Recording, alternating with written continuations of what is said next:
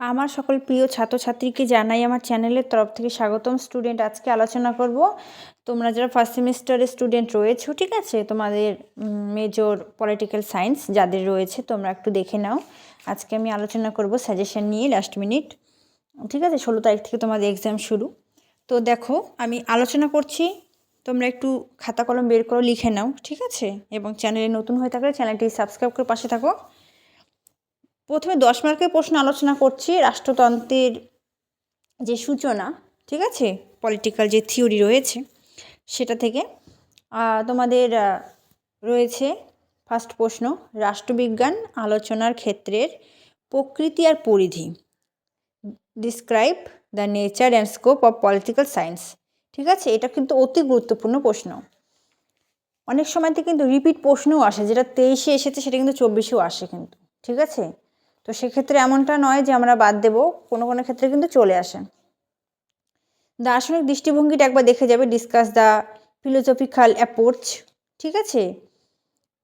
মার্ক্সবাদী দৃষ্টিভঙ্গি পড়বে। Write the concept of মার্ক্সীয় যে দৃষ্টিভঙ্গিটা রয়েছে, ঠিক আছে, এটা কিন্তু অতি গুরুত্বপূর্ণ একটি প্রশ্নের মধ্যে পড়ছে। আরেকটা ইম্পর্টেন্ট প্রশ্ন, রাষ্ট্রবিজ্ঞান ও ইতিহাসের মধ্যে সম্পর্ক। Discuss the relation between political science and history, ঠিক আছে। এটা অতি গুরুত্বপূর্ণ, আসার সম্ভাবনা প্রবল রয়েছে। আরেকটি অতি গুরুত্বপূর্ণ প্রশ্ন, সেটা হলো রাজনৈতিক তত্ত্ব আর রাজনৈতিক দর্শনের মধ্যে পার্থক্য, ঠিক আছে। এটাও কিন্তু অতি গুরুত্বপূর্ণ একটি প্রশ্নের মধ্যেই পড়ছে। তারপরে আমরা নেক্সট প্রশ্ন তোমাদের ফার্স্ট চ্যাপ্টার থেকে 6 আলোচনা করছি। আমি পার্ট বাই পার্ট আলোচনা করছি, ঠিক আছে।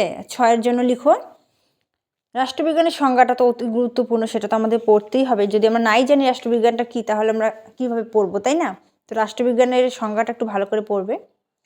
ঐতিহাসিক দৃষ্টিভঙ্গিটা একটু পড়বে, ঠিক আছে। তারপর রাষ্ট্রবিজ্ঞানের সঙ্গে সমাজবিদ্যার সম্পর্কটা very important. Discuss the relation between political science and sociology, খুব গুরুত্বপূর্ণ একটি প্রশ্নের মধ্যে পড়ছে। আর একটা রাষ্ট্রবিজ্ঞানের সঙ্গে অর্থনৈতিক সম্পর্ক, যেমন discuss the relation between political science and economics, এটাও কিন্তু অতি গুরুত্বপূর্ণ একটি প্রশ্নের মধ্যেই পড়ছে।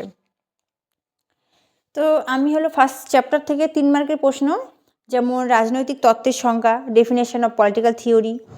তারপরে তোমাদের রয়েছে দৃষ্টিভঙ্গির অর্থ, ঠিক আছে। Write the meaning of approach. রাষ্ট্রবিজ্ঞান পাঠের প্রয়োজনীয়তা very important. Write the importance of political science, অতি গুরুত্বপূর্ণ প্রশ্ন। 1 মার্কের জন্য রাষ্ট্রবিজ্ঞানের অন্যতম কী বিজ্ঞান এটা? সামাজিক বিজ্ঞান এটা। তারপর পলিটিক্স গ্রন্থের প্রবক্তাকে। রাষ্ট্রবিজ্ঞান এটি কী বিজ্ঞান? তারপর রাষ্ট্রবিজ্ঞানের জনক ভেরি ইম্পর্টেন্ট, অ্যারিস্টটল। তারপর রাষ্ট্রবিজ্ঞান কি একটি সম্পূর্ণ বিজ্ঞান নাকি অসম্পূর্ণ? তো এটা তোমরা লিখবে, এটা কিন্তু একটা অসম্পূর্ণ বিজ্ঞান।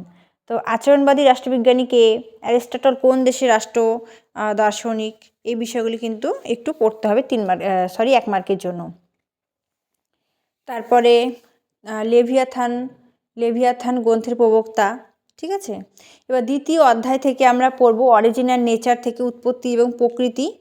তো রাষ্ট্রের উৎপত্তি এবং প্রকৃতি থেকে দ্বিতীয় চ্যাপ্টার থেকে আলোচনা করছি, সাজেশন 10 মার্কের। রাষ্ট্র কী? এর মূল উপাদান very important. What is state? Write the main elements of state, very important, আসবে। রাষ্ট্র সমাজের মধ্যে সম্পর্ক important. Discuss the relation between state and society, ঠিক আছে। রাষ্ট্রের উৎপত্তি সম্পর্কে সামাজিক মতবাদটা খুব ইম্পর্টেন্ট রয়েছে, ঠিক আছে। এবং ঐতিহাসিক মতবাদ এবং মার্ক্সীয় মতবাদ, এই 3টার মধ্যে থেকে আসার সম্ভাবনা রয়েছে 2টো, ঠিক আছে। তো একটু পড়ে যাবে, অনেকটা একই, কিন্তু তোমাদের একটু আলাদাভাবেই কিন্তু পড়তে হবে, যেহেতু প্রশ্ন আলাদা, কিছুটা কিন্তু আলাদা হবে। এবারে দ্বিতীয় চ্যাপ্টার থেকে আমরা তোমাদের যে 6 মার্কের প্রশ্ন, সেটা হলো আলোচনা করছি রাষ্ট্র ও সরকারের মধ্যে পার্থক্য আলোচনা। Discuss the difference between state and government, very important প্রশ্ন। তারপর রাষ্ট্র আর সংঘের মধ্যে পার্থক্য পড়ব। লকের সামাজিক চুক্তি, ভেরি ইম্পর্টেন্ট। সার্বভৌমিকতার বৈশিষ্ট্য, ভেরি ইম্পর্টেন্ট, ঠিক আছে। রুশোর অবদানটা খুব ভালো করে পড়বে। তারপরে তোমরা 3 মার্কের প্রশ্ন আলোচনা করছি, রাষ্ট্র কী, রাষ্ট্রের সংজ্ঞা, জনগণের সার্বভৌমত্ব কী, রুশো সাধারণ ইচ্ছা ভেরি ইম্পর্টেন্ট। হবসের মতবাদের বৈশিষ্ট্যগুলি, জাতি ও রাষ্ট্রের মধ্যে সম্পর্ক বা পার্থক্য।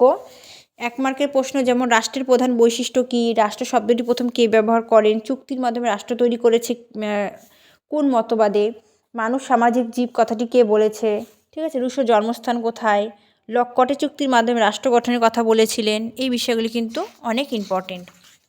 এবার 3য় অধ্যায় থেকে আলোচনা করছি 10 মার্কের প্রশ্ন, যেমন সাম্যের সংজ্ঞা এবং প্রকৃতি ভেরি ভেরি ভেরি ইম্পর্টেন্ট প্রশ্ন। Write a definition and nature of equality. তারপর স্বাধীনতার সংজ্ঞা, স্বাধীনতার ইতিবাচক নেতিবাচক অর্থে, এটাও কিন্তু খুব ইম্পর্টেন্ট একটি প্রশ্নের মধ্যেই পড়ে।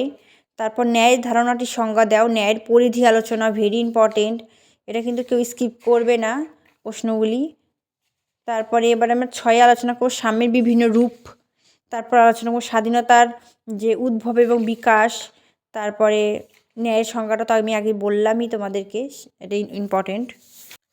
দেখো তারপর 3 মার্কের প্রশ্ন যেমন সামাজিক সাম্য, রাজনৈতিক সাম্য, হ্যাঁ 3 মার্কের জন্য একটু বেশি পড়তে হয় আমাদের। ন্যায়ের উৎস, সামাজিক ন্যায় বিচার, ন্যায়ের বিভিন্ন রূপ পড়ব।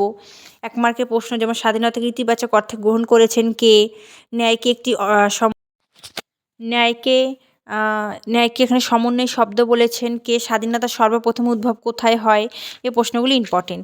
4র্থ অধ্যায় থেকে উদারনীতিবাদ ভেরি ভেরি ইম্পর্টেন্ট, আসবে উদারনীতিবাদের বৈশিষ্ট্য আসবে, ঠিক আছে, এটা কিন্তু স্কিপ করবে না, পড়বে। জাতীয়তাবাদের বৈশিষ্ট্যটা একবার দেখে যাবে, অত একটা ইম্পর্টেন্ট নয়। 6 মার্কের প্রশ্ন যেমন উদারনীতিবাদ সম্পর্কে আলোচনা, জাতীয়তাবাদ সম্পর্কে আলোচনা, বহু সংস্কৃতিবাদ ভেরি ইম্পর্টেন্ট আসবে। 3 মার্কের প্রশ্ন যেমন জাতীয়তাবাদ ও আন্তর্জাতিকতাবাদের মধ্যে সম্পর্ক, হ্যাঁ এটা কিন্তু অতি গুরুত্বপূর্ণ একটি প্রশ্নের মধ্যেই পড়ে। তারপরে উদারনীতিবাদের উদ্ভব এবং বিকাশটা একটু পড়ে যাবে, ঠিক আছে। মোটামুটি এই প্রশ্নগুলি পড়লে কিন্তু তোমরা আশা করছি কমন পেয়ে যাবে। তো ভিডিওগুলি কেমন লাগছে সেটা আমাকে অবশ্যই কমেন্ট করে জানাও, তোমাদের প্রিপারেশনটা কেমন হচ্ছে সেটাও জানাও, বন্ধুদের সাথে ভিডিওটি শেয়ার করে দাও। Thanks for watching. After all thank you সকলকে।